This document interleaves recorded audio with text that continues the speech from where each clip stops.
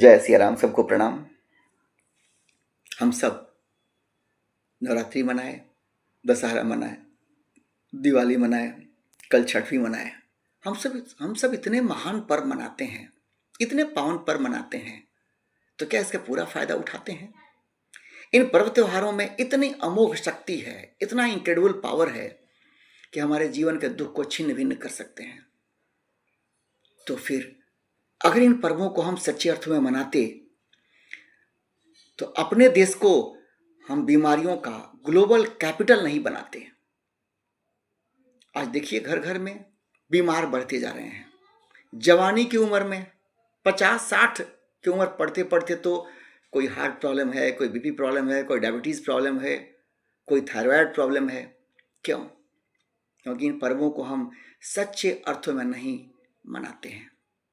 इसीलिए अपने को मन से, बुद्धि से रोगी बनाते हैं। आज जब मन और बुद्धि से हम रोगी बन जाते हैं तो हम बीमारियों के शिकार हो जाते हैं, क्योंकि हार्मोन सिस्टम बिगड़ जाता है, और हार्मोन सिस्टम बिगड़ा तो फिर हमारा पूरा शरीर बीमारी का शिकार बन गया।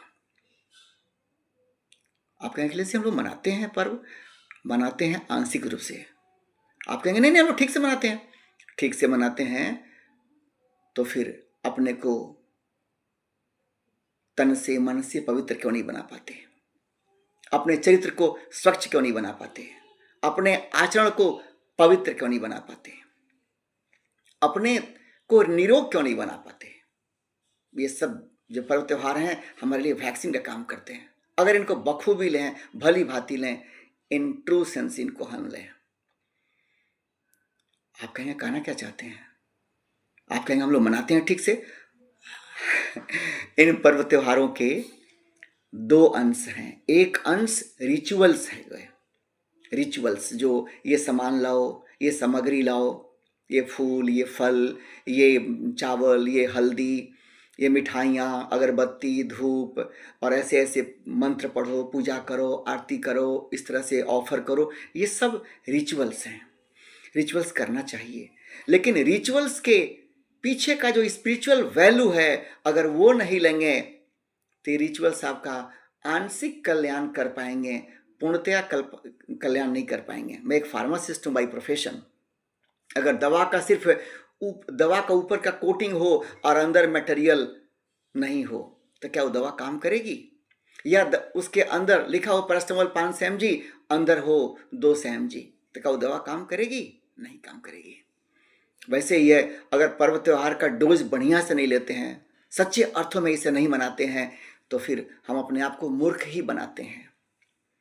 एक अंश हो गया इनका रिचुअल्स जो हम करते हैं पर्व त्योहार में। रंगोली मनाओ, पूजा पाठ करो, ऐसे ऐसे विधियां कर लो, कोई भी पर्व हो, कोई भी त्योहार हो। लेकिन इनके पीछे जो स्पिरिचुअल सेंस है, अगर हम उनको जान पाते तो इनका पूरा फायदा हम उठा पाते।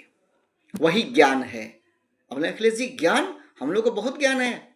हम तो साइंस में, टेक्नोलॉजी में, इंजीनियरिंग में, मेडिकल साइंस में, तमाम तरह के अन्य अलौकिक विद्या में हम पारंगत हैं, स्पेशलिस्ट हैं।